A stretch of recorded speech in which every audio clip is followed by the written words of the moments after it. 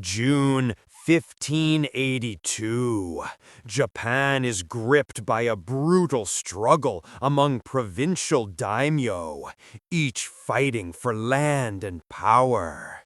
In the capital, Kyoto, one of the most powerful warlords of the era, Oda Nobunaga, falls victim to a coup. His ally, Tokugawa Ieyasu, finds himself stranded far from his domains, surrounded by hostile forces. All routes of escape are cut off. Yet, out of the darkness of night emerge those who can vanish without a trace, carve paths where none exist, and lead those they trust out of even the deadliest traps. In this episode, we'll explore the world of the ninja, their most famous clans, their armor and weapons, the role they played in shaping Japan's history, why they eventually disappeared, and how they rose to immense popularity following Japan's defeat in World War II. At first, Japan's secret agents were known as shinobi. This Japanese term appears in written sources no later than the 14th century. It was spelled using a combination of a Chinese character and a symbol from the Japanese hiragana syllabary. The first character meant to conceal, while the ending gave it the meaning of one who does so. After the 10th century, however, official documents began using a different form, written with two Chinese characters. When read with their Chinese pronunciation, the result was ninja. From that time on, ninja became the standard in administrative texts, while shinobi survived in literature, theater, and everyday speech. After the 1950s, the word ninja spread far beyond Japan, carried by movies, television, and comic books, eventually becoming a global brand.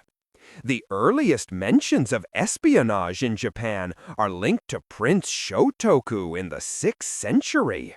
Fascinated by Chinese political and military culture, he borrowed their legal system, ranks for officials, and actively promoted Buddhism. It's believed that he may have employed spies to keep watch on rival clans who opposed his reforms. In Japan's early medieval period, the legendary treatise, The Art of War by Sun Tzu, became known among the elite. It gained particular importance during the Kamakura era, when the country fell under the rule of the military class.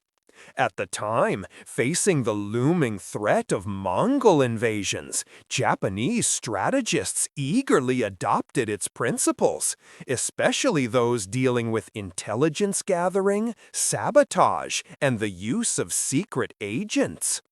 The first recorded mention of spies, called shinobi, appears in the samurai chronicle Taiheki.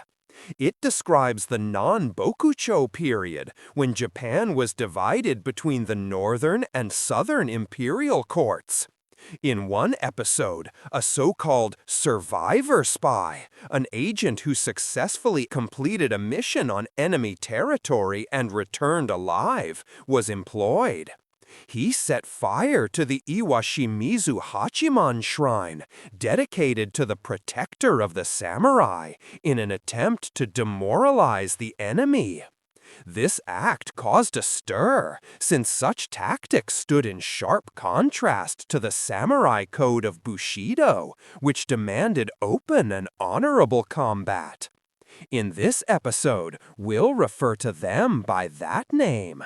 They were the very opposite of samurai, operating in secrecy, relying on deception and sabotage, which made them highly effective.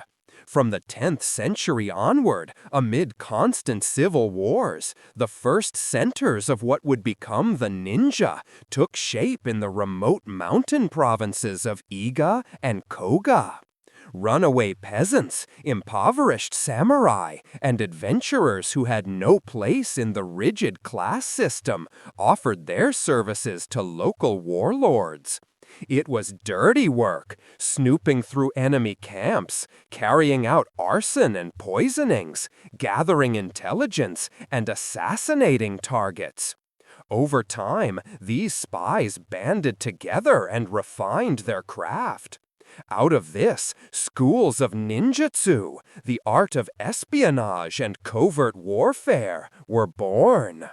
Among the leading families were the legendary Hattori and Momochi. Renowned as elite ninja, they protected local communities and rulers from bandits, suppressed uprisings of the northern indigenous Ainu people, and, of course, carried out delicate missions for the aristocratic.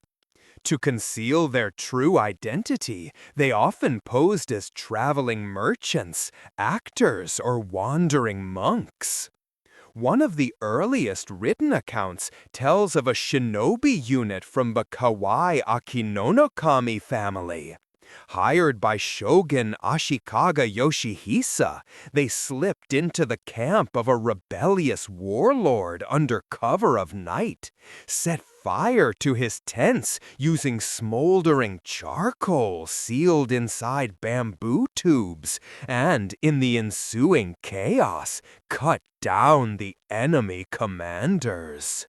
The golden age of the ninja came during the Sengoku era, the age of warring provinces.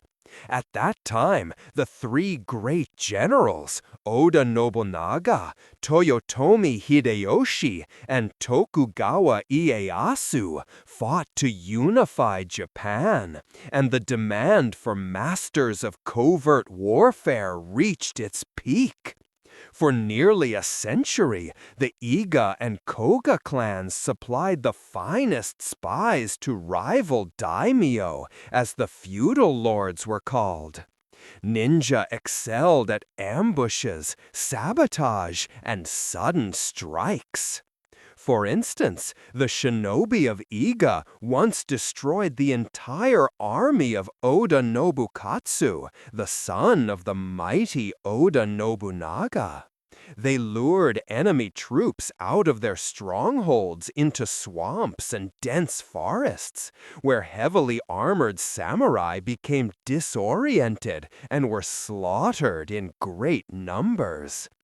In retaliation, Nobunaga himself resolved to crush the defiant region. He sent his forces into Iga and burned shinobi villages to the ground. After months of siege, the fortresses of Iga finally fell. The lightly armed scouts and saboteurs stood no chance against a scorched earth campaign. Many were killed, and the survivors scattered into neighboring mountain provinces. Yet despite the devastating fall of Iga, the story of the ninja was far from over.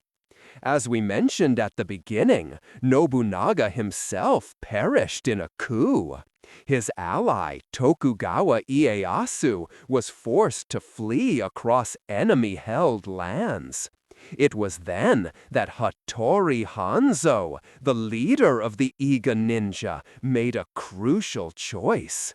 Instead of seeking revenge for his people's destruction, he ensured that his shinobi guided Ieyasu safely through the mountain passes, avoiding ambushes at every turn.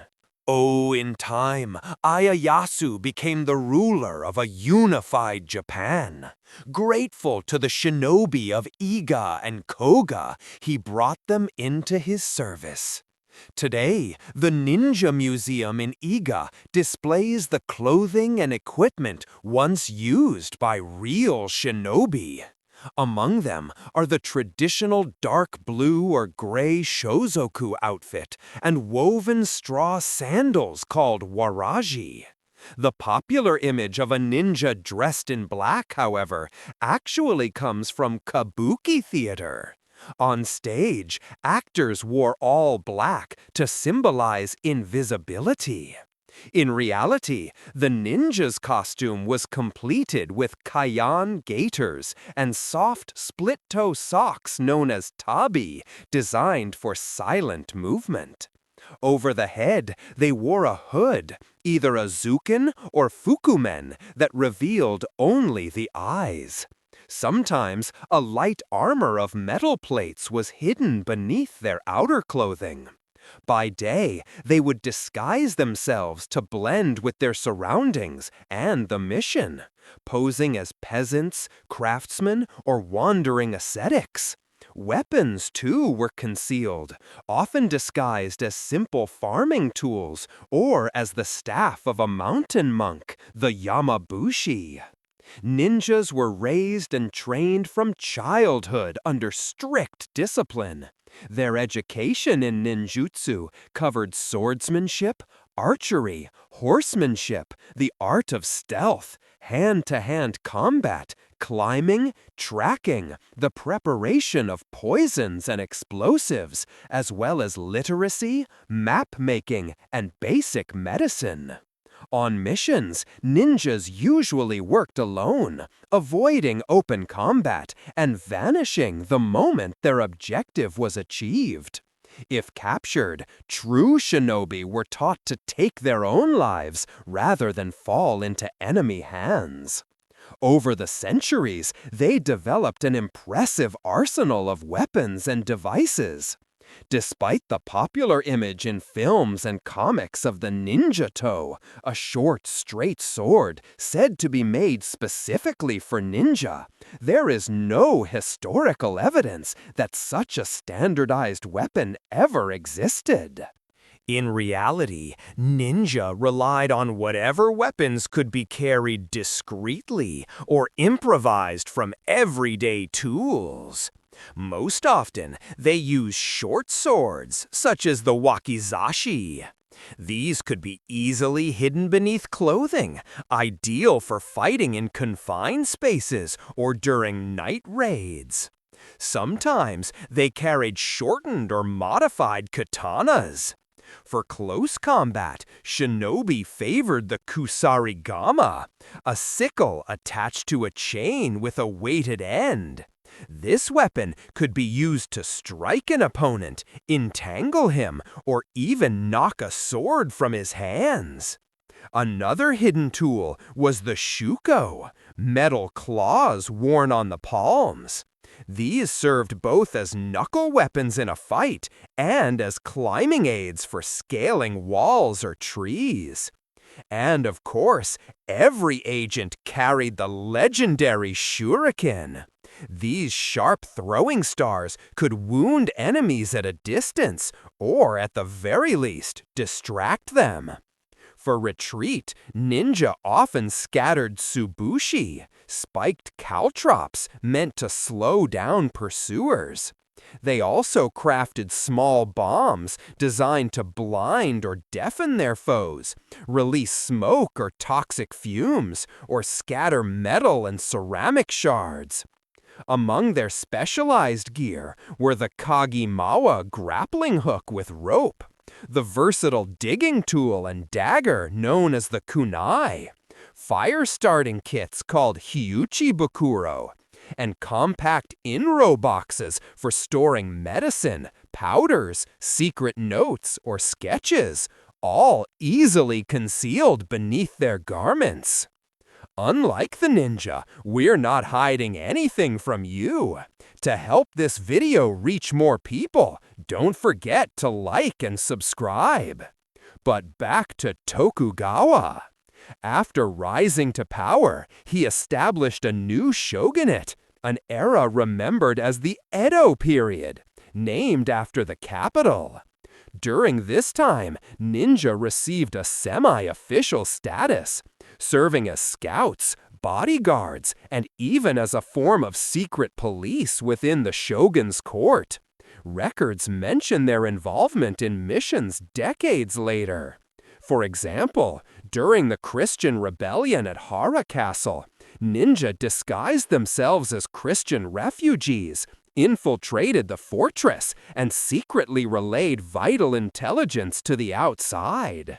The Tokugawa shogunate brought Japan more than 2.5 centuries of peace and isolation from external threats. By the mid-17th century, political stability had taken hold, and with it came a realization: the ninja were no longer needed. Gradually, they faded from the stage of history. Yet in popular culture, their image began to transform. They became characters in tales and theater plays, credited with supernatural powers, the ability to vanish into thin air, to fly, to walk on water, or to hold their breath for hours underwater. A true boom came in the second half of the 20th century. After Japan's defeat in World War II, people sought an escape from grim reality. Cinema provided it, transporting audiences into a heroic, idealized past. Local studios flooded the screens with jidaigeki period dramas and chanbara sword-fighting films. Ninja movies and TV shows, most notably the Shinobi no Mono franchise, were a sensation, shaping the romanticized heroic image of the shadow warrior. By the 1970s, this image had spread to the United States and Europe, fueled by Bruce Lee's rise, the global craze for kung fu, and a growing fascination with martial arts. Today, ninja is a brand, generating vast profits for manufacturers, filmmakers, comic creators, and Japan's tourism industry. From the universes of Teenage Mutant Ninja Turtles and Naruto, to James McTeague's action film Ninja Assassin, and iconic video games like Ninja Gaiden, Shinobi, Sekiro, Shadows Die Twice, Shadow Tactics, and Blades of the Shogun, the ninja continue to thrive in modern imagination. But now, we want to hear from you. Which ninja movies, series, manga, or games do you consider truly iconic? Share your favorites in the comments.